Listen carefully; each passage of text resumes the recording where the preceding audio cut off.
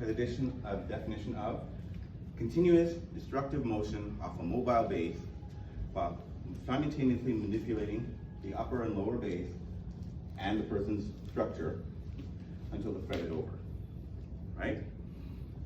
So often when we talk about manipulating upper lower base, we think of them as two separate things. So the punch comes, and I think I've manipulated the top to manipulate the lower, I need to hit the lower. But that's not true. So punch comes, okay, the whole balance, the whole structure was manipulated from that one move, right? So a higher level technique, I won't tell you which one, but there, right? So he comes, and look, he runs right into this, followed by an elbow. But his lower base was manipulated. I have my natural strike almost, right?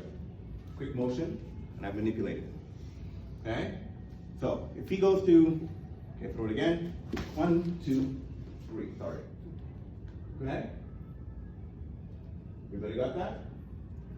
The technique actually follows into this here, a lot of manipulation. But what if you throw the second punch? Stop in here. Right? Same motion. You okay? Same motion. Right? Because when he punches slower this time, the second punch, here, this is accelerating to me. So my next strike is here, right? Whoa! I didn't hit his arm this time, but this motion is stopped. Okay? So, I'm manipulating continuous destructive motion, but I'm manipulating his base. The punch comes, boom, here. Right? If I wanted to, I could continue the circle and get him here. Right? That was since the annex would have fallen, so it's hard to take that. Right? But if you see the motion, right? So it comes in here. So now his triangulation says he needs to step to keep his balance. If I don't allow him to step, he goes down. So we have triangulation, manipulating the lower base, continuous striking, but if you notice, he's never getting a chance, right? 1, 2, I'm hitting him all the time. Right? But I'm hitting him all the time so he doesn't get reset. Okay? So if I miss, boom, right? I can just go the rest of the technique right from there. Because I've froze him. His skeleton freezes. Comes in here. If I do this, and I just do this, he's just going to continue fighting. But if I hit down, his skeleton freezes, his weight goes on the back of his knee. Okay? Punch comes, boom. So he's here, and right away I can hit with the elbow. The other one would be a spin move, but I don't need to spin now. Just come back, hit here, boom, and finish. But I have my opening. But if you notice, I'm manipulating his lower base with my arms. So when I'm doing it, I'm standing here and he's coming. In reality, I would step in. Boom. I'm right here now. Right? So when you're thinking about your techniques, right? I don't want to give him the chance. He punches, and now I'm dealing with something. If I get him, fine. But we learn, what's the first technique we learn is tiger takes the center. Because the principle is to take the center. He's fighting from, take a punch, this is where he wants to be when he fights. I don't want him there. He wants to get there, and I take him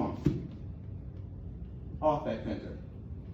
Because I step, it makes it easy for me to go in, right? And manipulate it. But I'm manipulating his legs because with my body mass and my motion. So all your techniques are like that. Except for white belt techniques. We don't really focus on that, but it's there, right? We can make sure that tiger takes the center. Tiger takes the center. Right. So if he punches and tiger takes the center and I stay here, I've got this to deal with. But if he punches and I take his head off, by the time I come for the second one, I'm sorry. right? He's moving into it. Okay?